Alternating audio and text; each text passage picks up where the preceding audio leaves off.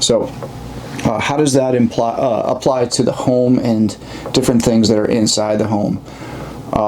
I think the best school of thought for you to think about is that the interior of your home offers mostly concealment with very, very few opportunities of actual legitimate cover. For instance, a legit heavy-duty kind of old school cast iron bathtub that might offer some decent cover, but just the sheetrock walls of your home that are filled with insulation and the occasional stud or two, that really is nothing more than concealment. Now, earlier I said something that will either stop or greatly impede the velocity of travel of a projectile. That is that still qualifies as cover as far as I'm concerned. So what that can look like is something like a door frame, right? Because if you think about a door frame, there's usually multiple studs, like 2x4s, that are used to frame out that door, and then you're hanging that door on that heavy-duty frame. You're not just like attaching the hinge plates of a door to sheetrock that's not going to hold up.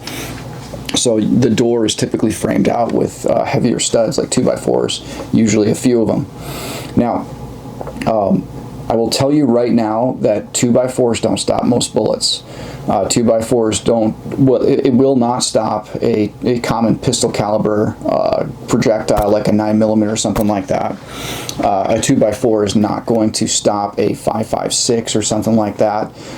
It's going to greatly deflect a 5.56. Even going through sheetrock is going to greatly deflect a 5.56, like I have here with this 10.5 setup here.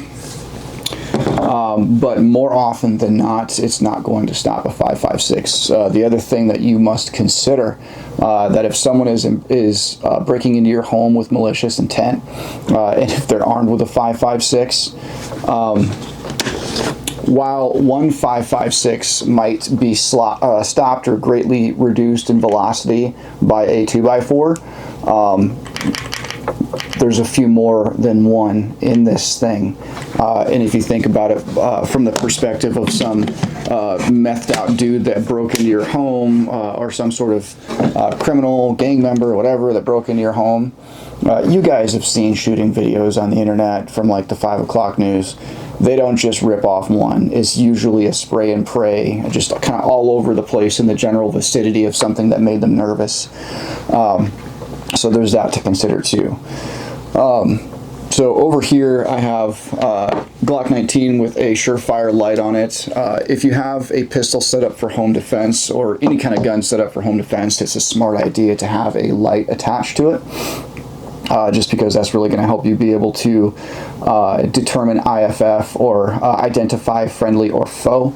So there's that to consider as well. Inside the home, back to inside the home, going back to things that are going to have a higher likelihood of stopping a bullet.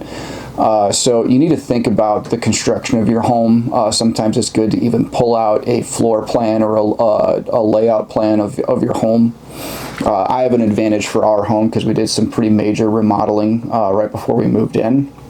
And we knocked out a wall, and we had to put in a load-bearing beam, and I know that load-bearing beam connects to a heavy-duty 6x6 vertical post that goes all the way down to the foundation in the basement. Now that beam, that's made out of like heavy-duty hardwood, that is going to have a pretty good likelihood of stopping bullets. I know exactly where that is in my home. It's kind of central to the home, so really kind of no matter where I am, I can kind of utilize that beam if I need to, and utilize my angles to use that to the greatest degree possible as some sort of cover. Now, one other thing that you'll oftentimes find in your home is combinations of cover and concealment, and you can use both simultaneously.